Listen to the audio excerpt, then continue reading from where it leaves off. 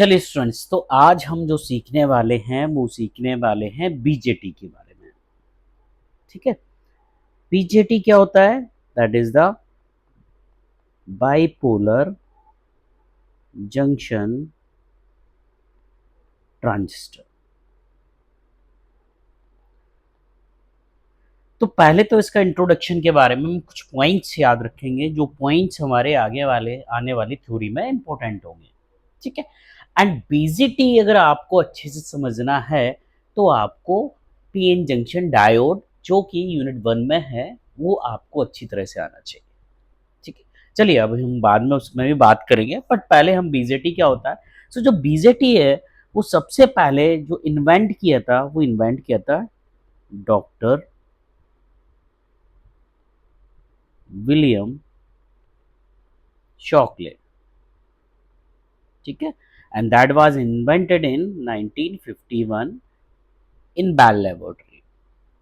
Okay, इसका invention क्यों किया गया? क्योंकि हमें सिग्नल को, जो इसकी कैरेक्टरिस्टिक होती है बीजेटी की, इस सिग्नल को इन्हेंस करता है। इन्हेंस करने का मतलब क्या हुआ कि बीजेटी को हम एज ए एम्पलीफायर भी यूज कर सकते हैं। ये याद रखना आप कि बीजेटी, और आपको आगे मिलेगा भी कि BJT as a amplifier. So signal को इन्हेंस करने के लिए हमने किसका इन्वेंशन किया? बीजेटी का किया, by the doctor William Shockley 1951 in Bell laboratory. And BJT की जो सेकंड कैरेक्टरिस्टिक होती है that is the BJT is current control device.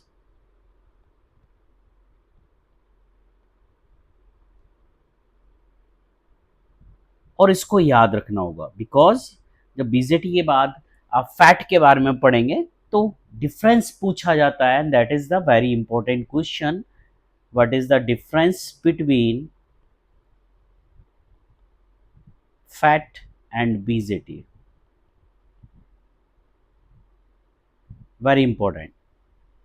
चलिए, so that is the current control device. इसका मतलब क्या हुआ कि जो आउटपुट वोल्टेज है और पावर है, आउटपुट वोल्टेज या output power, that is the control by input current of a transistor. इसलिए इसको हम बोलते हैं करंट कंट्रोल डिवाइस।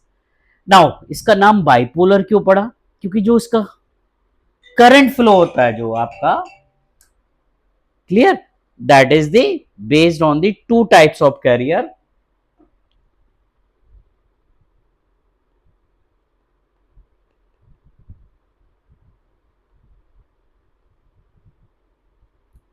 जिसमें हमारा major T and minor T दोनों चार्ज कैरियर पार्टिसिपेट करते हैं। ठीक है, सो डिपेंडिंग ऑन कि आपका मटेरियल क्या है उस तरह से वो आपका पार्टिसिपेशन करेगा। मेजर टी चार्ज कैरियर्स अगर पी टाइप का है तो होल्स होंगे, and minor T charge carriers electrons होंगे। सो इस तरह का पार्टिसिपेशन हमारे ये दोनों करते हुए।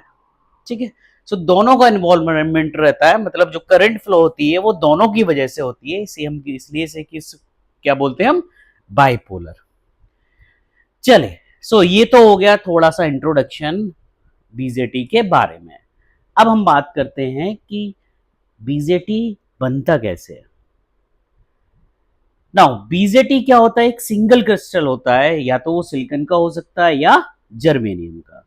ठीक है, so that is the single crystal of silicon और जर्मेनियम।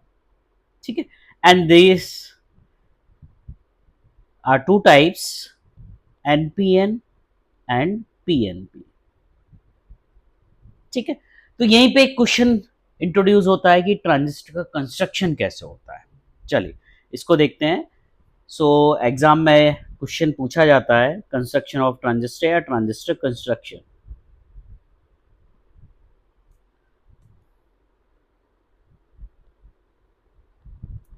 सो दो तरह के होते हैं, एनपीएन और PNP.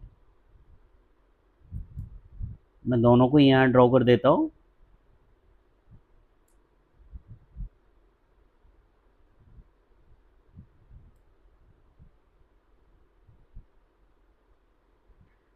N P N P N P.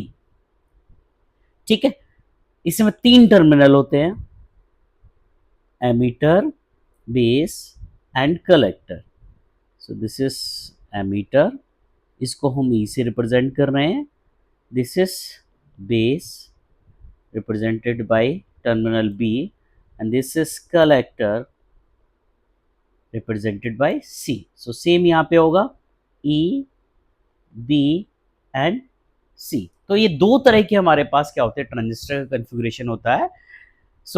या तो वो NPN हो सकता है या PNP। बेसिकली जो ट्रांजिस्टर हो गया BJT की अगर हम बात करें, दिस इज 3 टर्मिनल डिवाइस, और 3 टर्मिनल हमारे क्या हो गए, एमीटर, बेस, कलेक्टर। अब इनका इंपॉर्टेंट रोल रहता है, जो आपके एमीटर, बेस, कलेक्टर जो टर्मिनल है।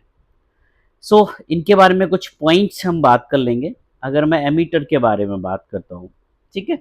एमीटर का काम क्या रहता है कि जो भी इंजेक्टेड इलेक्ट्रॉन्स आ रहे हैं, अगर मैं एनपीएन के बारे में बात करूँ, ये वाला रीजन क्या है, एन, ये वाला पी और ये वाला एन। ये वाला अगर एन है तो यहाँ पे एन टाइप हुआ।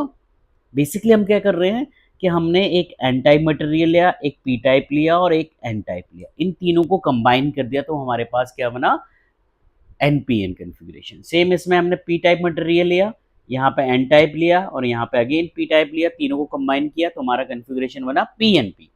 अब एन टाइप पे मुझे पता है कि जो मेजॉरिटी चार्ज कैरियर्स होते हैं, एन टाइप जो होता है उसमें जो मेजॉरिटी चार्ज कैरियर्स मतलब जिनकी संख्या ज़्यादा है, वो हमारे क्या होते हैं, इलेक्ट्रॉन्स होते हैं।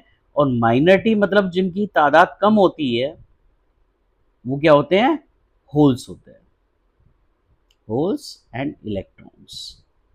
ठीक है।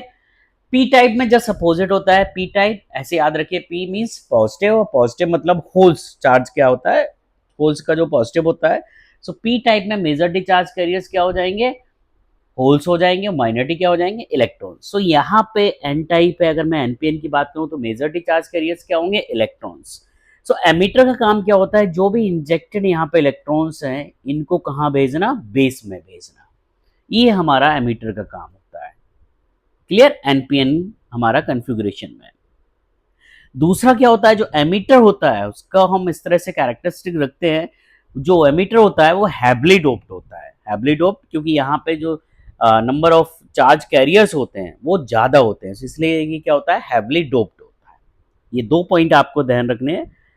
वहीं अगर मैं बेस की बात करूं तो बेस का काम क्या होता है कि जो इंजेक्टेड इलेक्ट्रॉन्स यहाँ से बेस में गए थे, एमीटर से बेस में गए थे, तो वो इलेक्ट्रॉन्स को कहाँ पहुंचाना, कलेक्टर की तरफ भेजना। ठीक है। एंड जो बेस होता है वो थिन होता है एंड लाइटली डोप्ड होता है। यहाँ पे आप देख सकते हैं कि मैंने जो रीजन बनाया है यहाँ पे, वो क्या बनाया है, थोड़ा सा पतला रखा हुआ है दोनों जगह। क्लियर। जो इसका रीजन होता है बेस का, वो थिन होता है एंड लाइटली डोप्ड होता है। ये तो आपको पॉइंट याद रखने हैं, ये आगे चल के आपको समझ में आएंगे कि ये इनका रोल क्या है। क्लियर। बेस का काम क्या होता है कि जो इलेक्ट्रॉन्स इंजेक्टेड हो गए हमारे एमीटर से आए बेस में, उनको आगे फर्दर कलेक्टर में पहुंचाना। एंड बेस जो होता है वो थिन होता है एंड लाइटली डोप्ड होता है। ठीक है।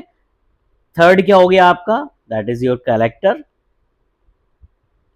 कलेक्टर का काम क्या होता है कि जो बेस से हमारे इलेक्ट्रॉन्स आए, एमीटर से बेस में पहुंचे, वो जो बेस से आगे आ रहे हैं उनको कलेक्ट करना। ठीक है, उनको इकट्ठा करना। क्यों करना, क्योंकि तभी करंट फ्लो होगी। जब इलेक्ट्रॉन्स का मूवमेंट प्रॉपर होगा तभी क्या होगी, हमारी करंट फ्लो होगी। ठीक है। कलेक्टर क्या होता है कि जो भी बेस से निकल के इलेक्ट्रॉन्स आ रहे हैं उनको कलेक्ट करना। ठीक है। एंड जो कलेक्टर की डोपिंग होती है वो क्या होती है, बेस एंड एमीटर के बीच में होती है। ठीक है।